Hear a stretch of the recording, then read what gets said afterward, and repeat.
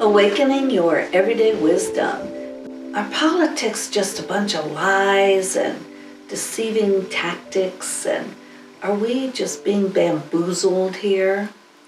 Or is our political system a way to heal the planet and to heal our social ills?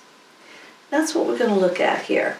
So in part A, if you watch that, I brought up a lot of facts that I found to be disturbing about not only the way people are being cared for by our political system, and also the way that our economy is working or not working.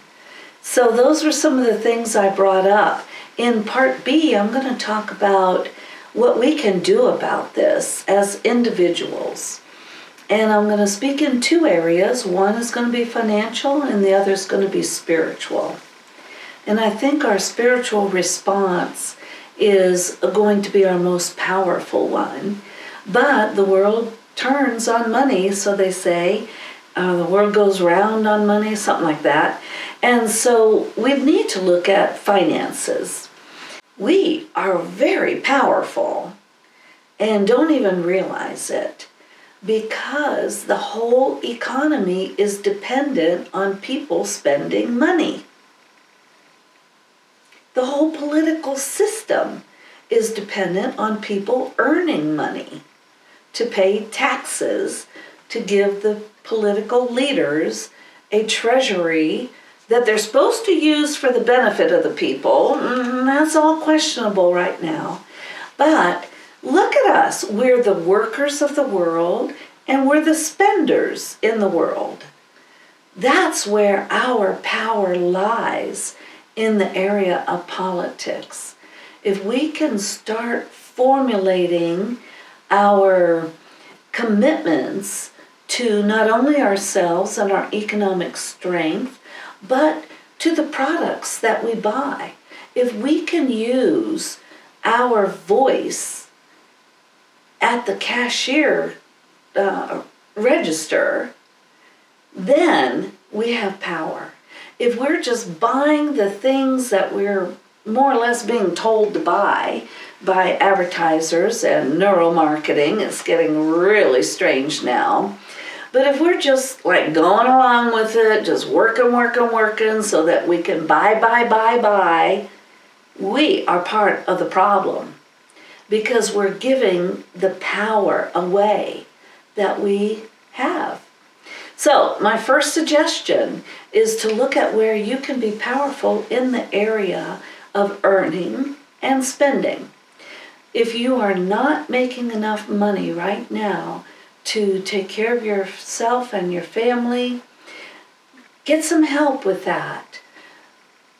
Find out what you can do about it. So many people who are in the poverty level are very hopeless. They don't think that they can do better for themselves. And that's part of the message from the system. Think about that. So my recommendation, if you have an able body and a sound mind, you can better yourself. No doubt about it. You might need some help. And there are lots of people who can help. So trust in that. If you don't have the capability to earn, then you do need to be taken care of by the system. And I'm sure there are many people who have fallen through the cracks in the system because they don't know how to get help, ask for help. They don't know how to fill out all the forms and everything. But there are systems, there are wonderful people in nonprofit organizations who are very willing to help people help themselves and to help people who are dependent to get the services that they need. It's here. So, if you're not good with money, get help. If you are good with money, you might want to share your wisdom with the others of us who aren't that good with it. Now, I was raised to believe that money is evil and rich people don't go to heaven. Sad but true. Now, we were living below the poverty level, so that was a very convenient message to help us not want more, like to put the rich down in the eyes of the self-righteously poor. But it didn't really work very well for me as an adult. I had to go through a lot of struggles to reverse my thinking. And you may too, if you've got some screwed up thoughts about money and finances and wealth. Wealth is even a hard word for me to say sometimes. I always like to say spiritual wealth. Let's talk about spiritual perspective in the area of politics. What can you do spiritually to keep yourself strong and not victimized by the political system? My biggest suggestion of all, pray, meditate, spend some quiet time really focusing on who you are, what your God-given talents and abilities are, and how you're going to use those to not only your best benefit, but the benefit of those around you. Biggest suggestion of all. And to send light and love to our leaders. They need it. They're stuck with a lot of problems to deal with, and they also have their own internal drives that may not be quite pointed to God or spirituality or humanity. So if we can help with sending light and love, I think it'll be useful. Next suggestion. Use your everyday wisdom to guide you. You have it. It may have been stifled by a lot of hardship or disappointment, but you've got your own everyday wisdom. You have an internal guidance system that is just for you. So that means you don't want to start telling your neighbors how they should live according to your internal guidance system. It's for you, how you should live. And if you can spend that quiet time, you can actually hear that guidance. It comes in the form of nudges or intuition or just bright ideas. So listen to your spiritual teachers. They are here trying to help humanity make it through the next 20 or 30 years that are looking pretty dicey on the planet right now. And our spiritual leaders are here to help us be grounded, to help us build community with those of like mind. Now, we don't all have to believe the same things. I mean, if we did, we'd be in a lot of trouble, because there are a number of religions in this world. And if one religion says, we're the only ones that are good, and we're the only ones that are chosen, it's going to leave a lot of people out. And I don't think that's the best way to go about it. I think the best way to go about it is to listen to your spiritual wisdom, your spiritual leaders, and use your heart in good ways. That's what I'm saying. So, if you're feeling afraid and uncertain, if you're really getting kind of down on the whole thing, as far as the political arena goes, well, that's understandable. There are a lot of people in the same boat with you. You just look around. But don't allow fear to drive you, because fear is disabling. Fear stops us in our tracks. The deer in the headlights? We can become just like that. And when we do, we are political puppets. And the puppeteers can have their way with us.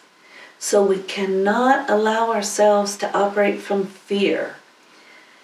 Next, plot a course of action that's consistent with your authentic self, who you are, what you think and believe, and decide if there are any actions that you need to take or want to take. Some of the actions that people are taking now because they're recognizing that we have a broken system is a lot of people are starting to use barter, trades. A lot of people are using shared housing, repurposing of items instead of just throwing them away, figuring out a way to use them in a different way, recycling. So those are some of the things that people are doing right now as their course of action. So develop your own course of action that's consistent with who you are. And maintain your balance. I talk about this a lot. You know, I'm a big believer in meditation and yoga because I teach those things. And I'm a very big believer in taking quiet time. Even if you don't have a formal sitting practice, that's okay. Just give yourself an opportunity to be still and quiet so that you can hear your wonderful inner wisdom, your everyday wisdom. If you're always on the go and you're always listening to external input, it's very hard to hear that inner self. So trust God, however you perceive the divine to be. It doesn't have to be a God of somebody else's understanding. It has to be a God of your own understanding. And it may not be a God, it may be a life force, or, you know, from whence all comes, the all that there is. We can't even define it because we have finite minds. And we're talking about the infinite here. You know, so how are we going to be able to say what it is exactly? We don't need to define it. We just need to trust it. And trust our own response to that part of us that makes us alive. That's where we're going with this. You're alive. You can do something, not only about yourself, but about the political arena that you are in. And go deep. Your inner wisdom is not going to be on the surface. It's a deep thing. And so you need to, you know, you've heard that expression, peeling the layers of the onion. You think you got something resolved and boom, there it shows up again. So you have to dig a little deeper. You think you got it resolved, it's all behind you, you've forgiven your parents, you know, whatever the issues are, you might have to dig a little deeper. You might have to forgive God. You might actually be angry at this source of life. So there's a lot of work to be done if we're going to be free of fear, happy with life, and able to contribute in a positive way. Now, this is my last suggestion. Connect with others. And they really don't have to be others of like mind. It's usually easier to connect with others of like mind when you first start this. But if you will build a community around you, then you're going to have a more solid feeling of safety and security and trust in the future. I think it's really important for communities to come together. And we're going to have all different kinds of personalities, all different kinds of agendas, all different kinds of complaints and hurts from the past. We can get through all of that. We really, really can. If we can align on a few basic principles. So, resolving poverty is a huge one, and making our choices in alignment with our values. That's the other biggie. And when we do that, and we do it in concert with other people who have similar concerns as us, we have built a strong ability, let's call it. I want to call it like strength, like bench pressing strength. And, if you don't work with a trainer, if you don't go to the gym, if you don't get out and walk around the neighborhood, you're not going to build that bench strength. So it's the same with resolving political stress. If we don't engage with other people, it's very difficult to build strength on our own. So I'm done. Thank you for listening and participating in this video. If you'd like to chat, here's my email address. Feel free to contact me. I'm here to provide support. And please like, share, comment, subscribe. Thank you very much. Blessings.